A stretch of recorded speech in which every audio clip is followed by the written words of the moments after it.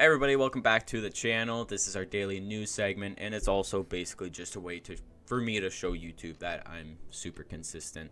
So it's unedited, unfiltered, it's organic content. I know that's not mainstream anymore, but it is what it is. So if you guys like it, fucking subscribe and maybe come watch me every once in a while. I already made this video. It sucks that I have to remake it because I was recording with my face the whole time, so you guys couldn't actually see any of the Twitter posts. So I'm kind of mad that I have to redo this. Bear with me, okay? Bear with me, guys. Is that it for the intro? Like, I've made the intro like 3 times now. Do I need to say anything more? Like, subscribe. Let's get into the freaking news segment. So, shit, I almost did it again. Oh my god, I need a second monitor. So if you guys don't already, go follow me on Twitter at something special. If you don't, it doesn't really bother me because I just reply to posts, so it doesn't affect me one bit. Alex Cole tweeted out, Canada is not freaking flipping around. So as you can see, this is in a LCBO store. Buy Canada instead. So every Canadian apparently is buying only Canadian products. I said it the other, like, I don't really mind. Like, if I go to the store and it's a US product, I won't really mind. Like, I'll buy it. I don't really care. But apparently other Canadians really do. Which I guess that means they're really patriotic. This guy might get in trouble for that, but honestly, it made me laugh. This is pretty funny. It's just a hockey clip. So if you guys get offended by this, I don't know what to say. This will actually be a 2.5-minute power play for the Detroit Red Wings due to the 25% tariff that is being imposed on penalties to Canadian-based teams. So I think the announcer, by the way, I laughed at this when I seen it the first time. I just, after seeing it like 4 times now, it's not really as funny, and I kind of expected it. But I think the announcer is saying that it's not fair for them to get a penalty, and it's a 25% tariff penalty. He was making a joke.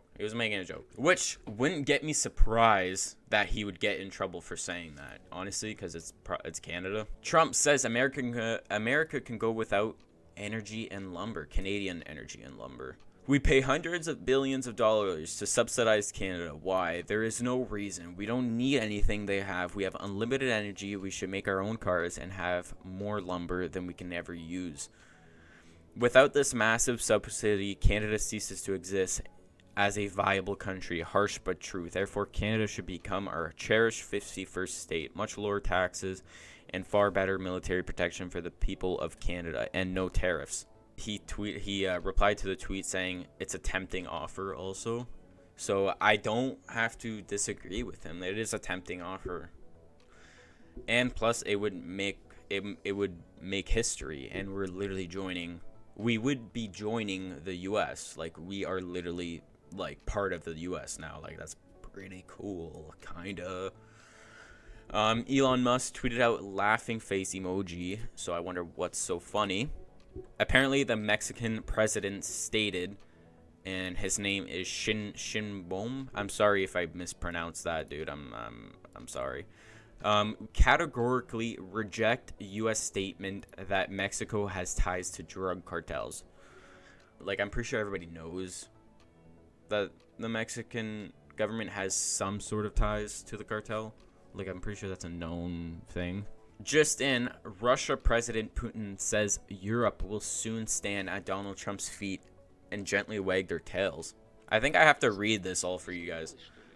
Has something changed since Biden time? Nothing has changed. We were happy to carry out orders from Washington under Biden. They're referring to the EU. They just don't like Trump. They fought him actively, really interfered in political life in the election process in the US. And then they were confused when Trump suddenly won. And then they mentally liked Biden more, mentally. But Trump has different ideas about what is good, what is bad, including the gender policy and some other issues. They kind of don't like it. But I assure you, Trump, with his character persistence, he will restore order pretty quickly. and all of them, you'll see it will happen quickly soon. All of them will stand at the master's feet and gently wag their tails. Holy crap.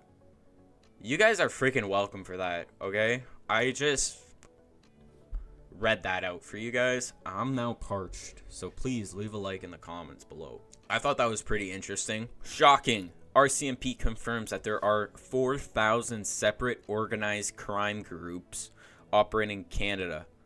So I think this was also posted last year, December, or almost in the new year.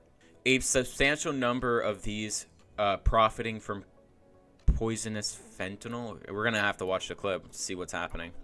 To the RCMP, how many people do you estimate are involved in the production and distribution of fentanyl in Canada? Do you have like a ballpark estimate? Is it 1,000 people? Is it 10,000 people? I don't have a ballpark figure. So you have no idea how many people could possibly be involved in the fentanyl trade in Canada? There's a significant group, a significant number of organized crime group, but if you're asking for a specific number, I can't give you a specific number. How many organized crime groups are there? Over 4,000 organized crime groups in Canada as assessed by the criminal. So he just said over 4,000 organized crime groups. How many members does a group typically have? 4,000 individual organized crime groups, all with their own distinct leadership and membership. That's, yeah. How many, That's, so let's just say a crime group. If I'm a crime group, I'm typically running, I would say you're at least 20 members to be able to. That number is actually kind of shocking and scary at the same time. That's pretty bad. That's a big number, actually, boys. That's a huge number. Now is probably a good time to remind everyone that Trudeau was warned about his lax hard drugs policies. Fentanyl. The results are in on the Prime Minister's radical liberalization of hard drugs. He teamed up with the BC NDP to decriminalize This was in December. fentanyl, crack, and heroin. He lowered jail sentences for mass producers of deadly fentanyl, and 80% of the fentanyl made in Canada is done so using ingredients that are not even regulated, but come right into our country where they're cooked into that poison. Now threatening our trade relationship with the U.S. Will he reverse his radical liberal drug agenda to save lives and jobs? He's not there. I'm not playing Trudeau. Basically, he just bounces the question around like he's been doing for 9 years. But we literally just seen that. Boom. Trump is talking about it. It literally just happened. Like, this was in December of 2024. Pierre was saying this. Pierre goes nuclear on Trump and Trudeau. I kind of like this clip, so I'm going to play it. It's just that there's, like, mic issues. So it's not, there's some part of the video that has, like, static. But I'd like to speak first. We're going to play it still. To our American friends.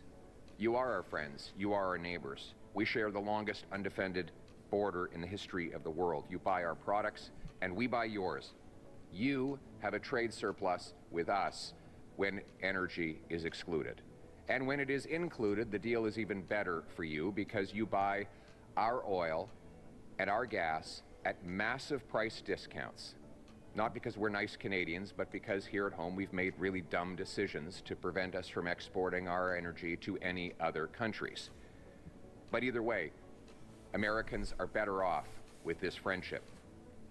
We share a continent, we share the same risks and the same potential enemies from around the world. Those kinds of enemies can metastasize into real dangers and actual attacks, as you saw suddenly and unexpectedly on 9/11. It's good to have friends when those sorts of things happen. And let me ask my American friends this question. Even if you believe in tariffs, how is it possible for a 25% tariff on Canada and only a 10% tariff on China? In what strategic mindset does that make sense? If it's to do with fentanyl, the fentanyl's coming from China. It's killing our people. And too. also us. We both Because we have to do factories more that to make it. stop but we can do more when we do it together. Like, I like what he's saying here, but at the same time, I think the U.S. kind of wants us to become the 51st state.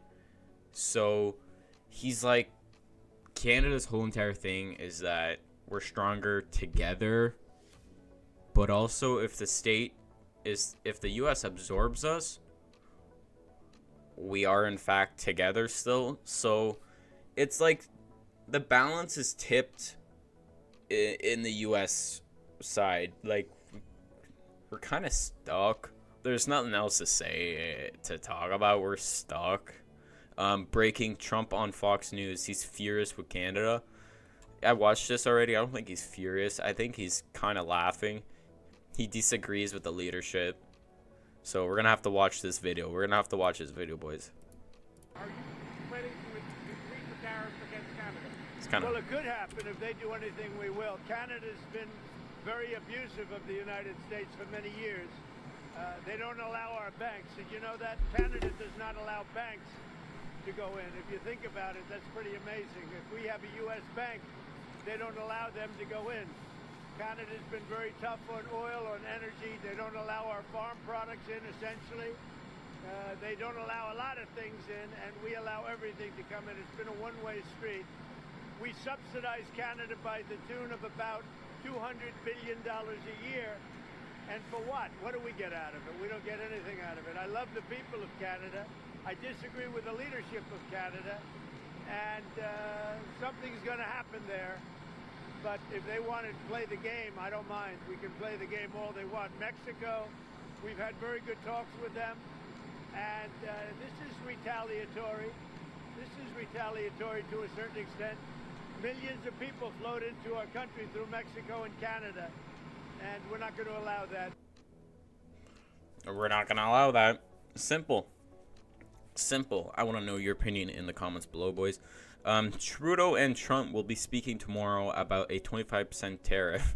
Brace yourself. Last time Trudeau spoke to Trump, Justin resigned and collapsed government.